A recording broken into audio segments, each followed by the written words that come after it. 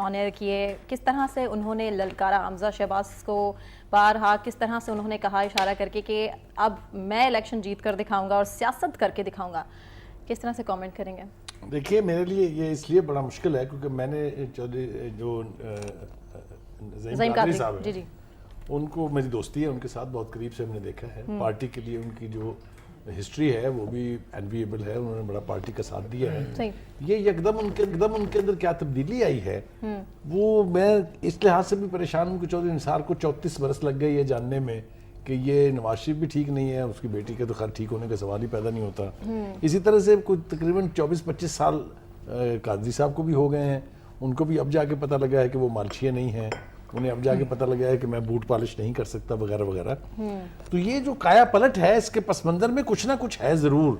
یہ کوئی انہیں وحی نہیں آئی یا کوئی خواب بشارت نہیں ہوئی انہیں، اس کے پیچھے کچھ ہے. اس لیے کہ میں کئی مہینوں سے یہ کہہ رہا ہوں کہ ایک تاثر یہ مل رہا ہے کہ چودھری نثار کی قیادت میں ایک ریبل گروپ بنایا جائے گا پی ایم ایل این کے بیچ، جو بعد میں آپ کے مطابق بغاوت کرنے پر اکسایا جا رہا ہے. جی میں ایک تاثر کی بات کر رہا ہوں، خود نہیں کہہ رہا یہ. تو اس کے بعد پھر اس کو ایک دھڑا بنا کے اور کسی کے ساتھ مخلوط حکومت میں شامل کر کے اور چودھری نثار کو پرائم منسٹر بنایا جائے گا. عمران خان کو پرائم منسٹر بنانے کے لیے کوئی آمادہ نہیں ہے. I am talking about the power that we. Number 1.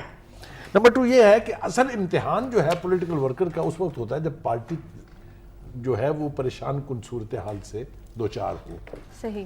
Known league کو ٹارگٹ کیا ہوا ہے، چاہے وہ عدلیہ ہے، چاہے وہ جو بھی نام لینا چاہے آپ لے سکتے ہیں. پاناما سے شروع ہونے والی بات اب کہاں تک پہنچ گئی ہے آپ کے بالکل سامنے ہیں. عدالتوں میں کیسز چل رہے ہیں، منطقی انجام کو پہنچنے والے ہیں، فیصلے آنے والے ہیں. کوئی کہہ رہا ہے نواز شریف جیل جائے گا، کوئی کہہ رہا ہے ساتھ بیٹی بھی جائے گی وغیرہ وغیرہ. ایسے حالات میں پارٹی کو چھوڑنا میرے خیال سے بنیادی اصولوں کی نفی ہے. بنیادی ایک شخص کی جو پرسنالٹی ہوتی ہے